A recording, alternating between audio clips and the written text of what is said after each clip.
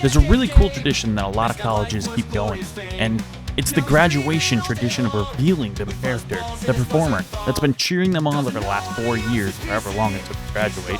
Shout out to Jersey if you've seen Behind the Mask. I unfortunately did not perform in college, well, for college, but I did for my minor league team, and I started that in high school, so I never had a big reveal except for on Twitch if you are there. Shout out to the OG Fuzzballs for that one too. Anyway, this is some of the coolest reveals any college mascot has done during graduation or, heck, even on the news. And since I didn't do this, I didn't feel like it was necessary to interrupt and tell you a little bit about each one. So this is just the top 10, and we're going to let them ride.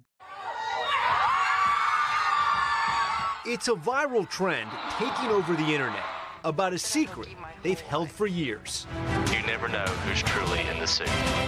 At colleges and universities across the country, Yes! Yes!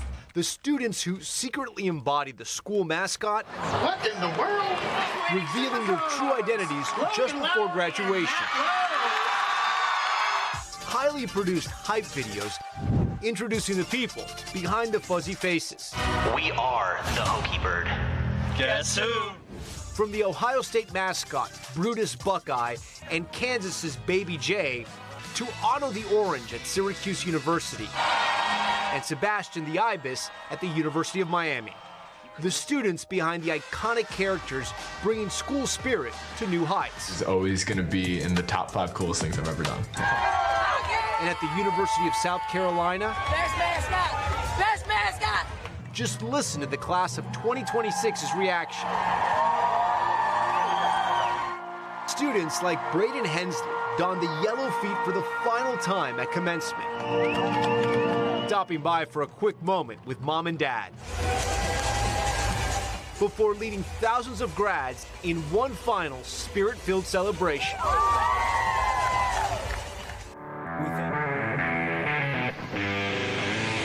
The walls of this home have held a secret for years. Kind of. Did you have to zip the lip when it came to telling folks or not telling folks about what your sons were doing? We jokingly as a family call it the worst kept secret in Mason, Ohio, because I will of course tell, all friends and family. And really, all you have to do is check out the pictures on their fridge to see. I am a father of Brutus and Bearcat. Little did Dave and Lee McKenzie know when their twins were just little ones, they were raising the Remus and Romulus of the mascot world. Yes, their boys grew up to rally legions of fans for 2 different universities. The TikTok world has seen them together in all their suited up glory, and now you get to see them unmasked because they just graduated. So that worst kept secret is out for good. This is such an incredible and rare story to have 2 brothers, twins at that, at 2, I would say, very competitive schools in the state of Ohio. Chris Helmers coached Charlie McKenzie at UC. I am the Bearcat. He came to the mascot game a little later than his brother Duncan, who, thanks to the influence of family friends, pursued his own big Buckeye ambition from the get-go at The Ohio State University. So yes, that made Brutus the Bearcat's bro. So I have a hard time saying it to his face, but my brother did definitely kind of inspire me to become a mascot. He did it for 4 years at Ohio State, and so I definitely saw him just do some amazing things. There has to be a little competition there. So we're just people with costumes on, like having a good time, having fun. But there is like that element of, trying to one-up each other. Mom best answered the who was the better mascot question. They're both equally fantastic. Love for the unusual craft made it so. There's really nothing like it to be in a stadium with 100,000, screaming fans, and to get to, be the leader of a chant. It put me out of my element a little bit and made me get comfortable being kind of the center of attention. And then there's that secret. There's one Cincinnati Bearcat. There's only one Brutus. And that's all I'm going to say on the topic. When you see the mascot, you can't think about the person wearing the suit. So the number 1 rule: you can't talk in the suit. It takes some getting used to, and there's some times where you'll kind of catch yourself. But they did it and made the mascot come alive. Leaving their mark in person and even in retirement on our back bumper. Go Brutus, go Bearcat.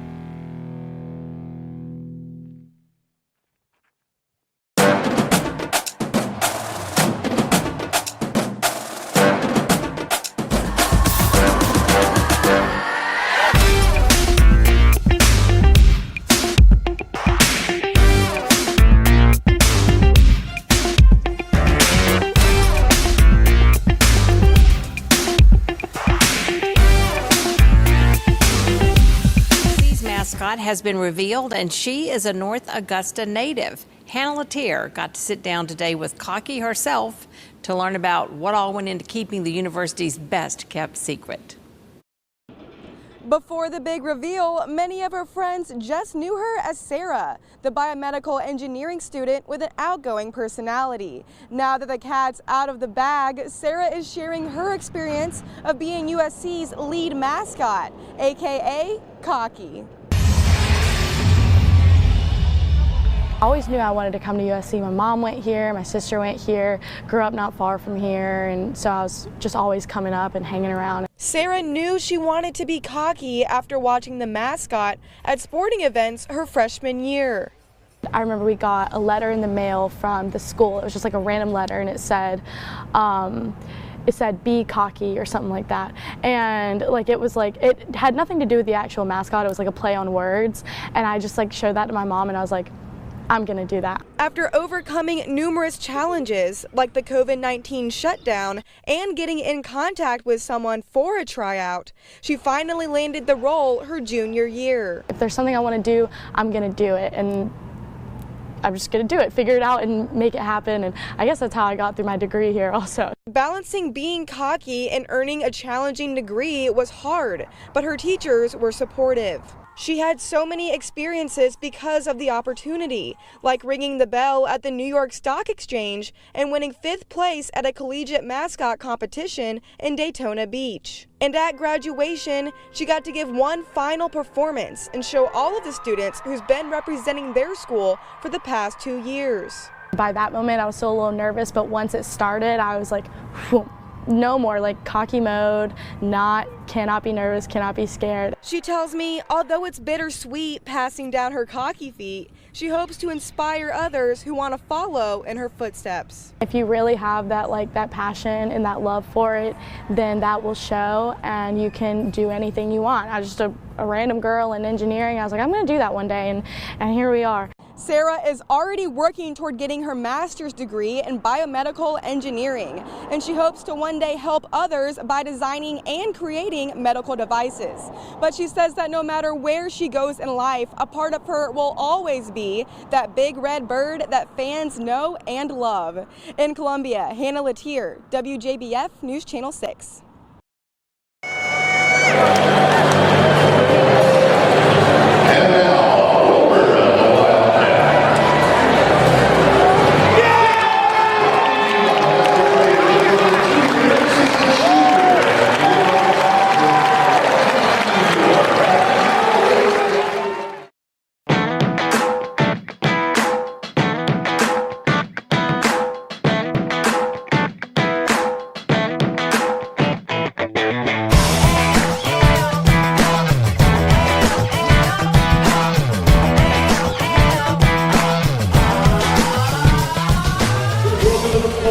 The best mascot in the universe, ladies and gentlemen, Rob Gibson.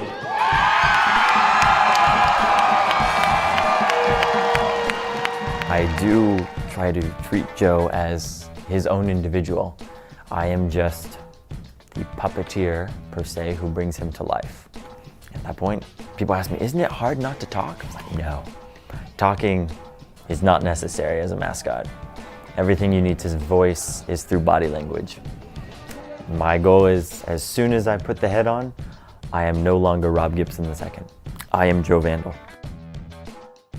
It's really great to kind of put on the suit and then all of a sudden have that kind of personality and confidence. Because at that point, everything that you would potentially fear as yourself in the real world, all of a sudden disappears. So then taking off the costume, I've noticed that I address the world with more confidence. Your objective is not there to go to entertain people. If you're there to entertain people, you're gonna fail every time. The objective is to entertain yourself, because if you're having fun, everyone observing you recognizes that and fills with joy and excitement as well.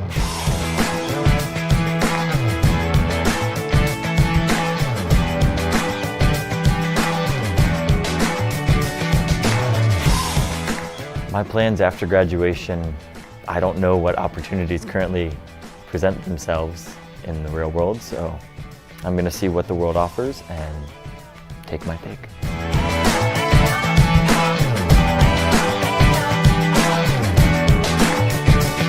If you're a mascot or just a big fan of mascots and have one in mind that you want me to review, make sure you send it to me. You can either DM me on my social media or send me an email. Now back to the video. Well, students created the now famous Brutus Buckeye more than half a century ago. Now it's students who wear the costume every year. Of course, you know Brutus is much more than a mascot. He is also an icon. NBC4's Kyle Beachy spoke with one of the most recent OSU grads to moonlight as the face of all things scarlet and gray. Since 1965, Brutus Buckeyes led the team onto the field here at Ohio Stadium. He's become one of, if not the most iconic mascot in all of sports. But during the last 60 years, there had only been 3 women behind that unforgettable Brutus smile. That is until now. You see him doing quick cows with the team. You see him leading cheers on the sidelines. You even see him in commercials and just about every event in Central Ohio, even on stage with Rascal Flatts. But what many didn't realize, Brutus is him, but Emily Hayward is her. You just go in, try to be yourself, be creative, be funny, and hope for the best. Hayward is a 2025 OSU grad with a degree in biomedical engineering, but she's also just the 4th woman ever to be Brutus Buckeye. And I wanted to get involved originally just with social media or taking pictures, like photography, or doing something with that with Brutus. And he was like, that's not really an option, but you should just try out. After a tryout and interview of mostly men, Hayward got the job. I was honestly in disbelief shock. It was really surreal going into it. The identity of the person behind the mask is kept a secret. It's all part of the Brutus lore. It took me about a year probably to feel comfortable being Brutus, getting into his character and everything. Hayward is one of several students who get to play Brutus. We don't have a winter break, no summer break. We're on campus pretty much 365 days a year. She was honored to lead the team onto the field at Oregon this year, and then again when the Buckeyes won the national title. But some of her favorite memories as Brutus were at smaller, more intimate events, like the Night to Shine prom for individuals with special needs. I hope I never forget what it feels like to see the world from behind Brutus's smile, because his impact on a room is so incredible.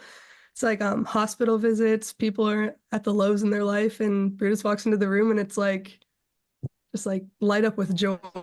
Little did Hayward know she'd get the most attention for this TikTok, a clever transition revealing the surprise behind Brutus, now with 4 million views and thousands of comments. The reaction has been so surreal. I wasn't expecting it at all. A lot of it just goes around I just never thought it would be a woman, or never thought it'd be a female.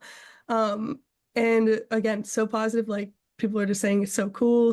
Hayward told me that she didn't realize how special it was being Brutus until the reaction to this video, because she said it was just part of her life. And the last woman to be Brutus, also named Emily. She was Brutus in 2002, the same year this Emily was born. Local for you at The Ohio State University, I'm Kyle Beachy, NBC4. On any college campus, it is one of the biggest mysteries. No one knows who you are, pretty much. Who is the person behind the mascot?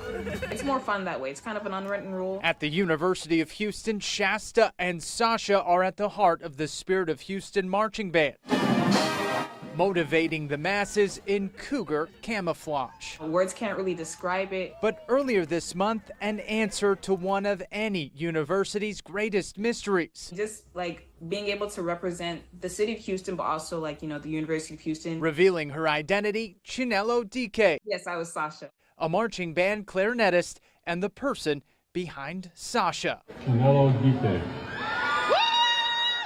Only the people that needed to know knew. DK's school spirit started as a kid. She took her talent all the way through Stephen F. Austin High School in Sugar Land and brought it to UH. I was like, let me just try out. I've seen I see them all the time for band. As for the suit itself, there will be a new Sasha next year. It's really just keeping the spirit and the characters like alive. As DK passes along the nearly 3-decade tradition to the next kook. I know they'll do great.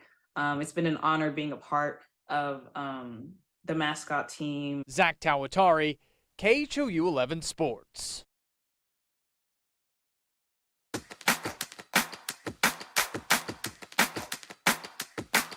My name is Kate Schick. I'm the class of 2022, and during my time at Duke, I was Blue Devil.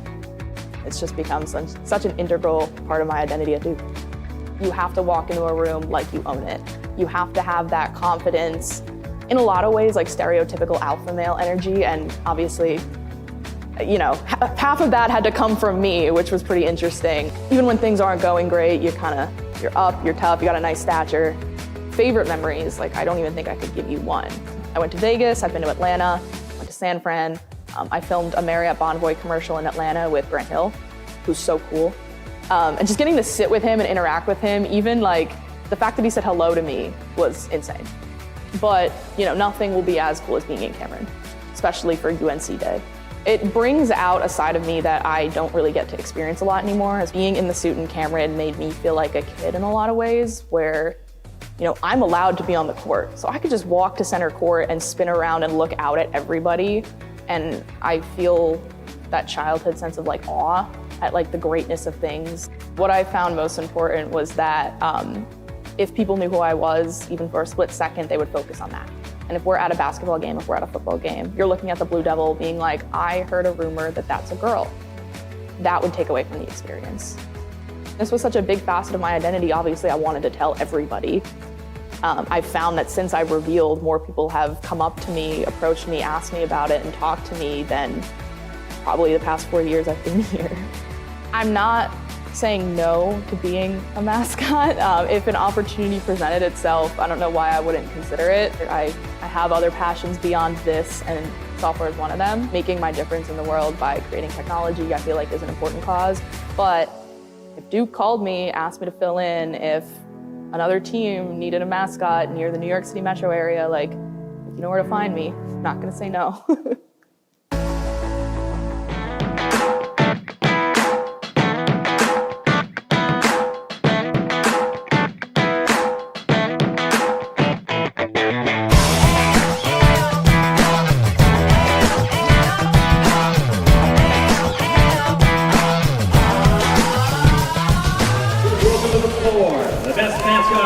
In the universe, ladies and gentlemen, Rob Gibson.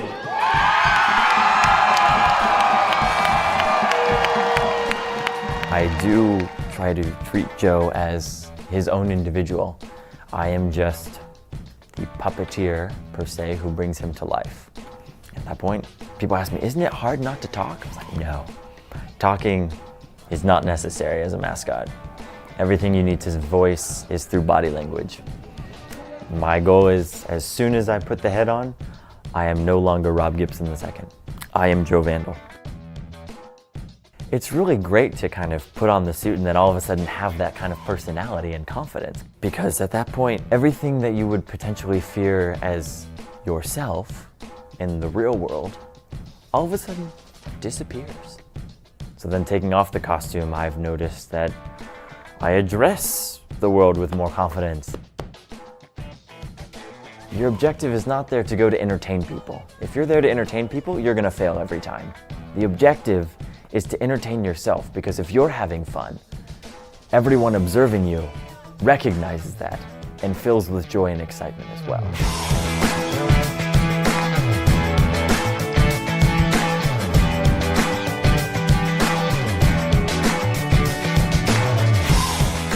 My plans after graduation, I don't know what opportunities currently present themselves in the real world, so I'm gonna see what the world offers and take my pick.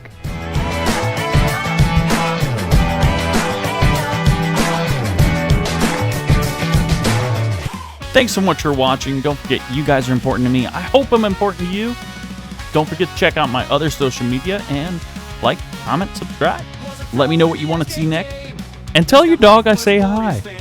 and I buzzing love fan art. So, if you want to be in one of my videos, send me some fan art. Thanks so much for watching, and see ya!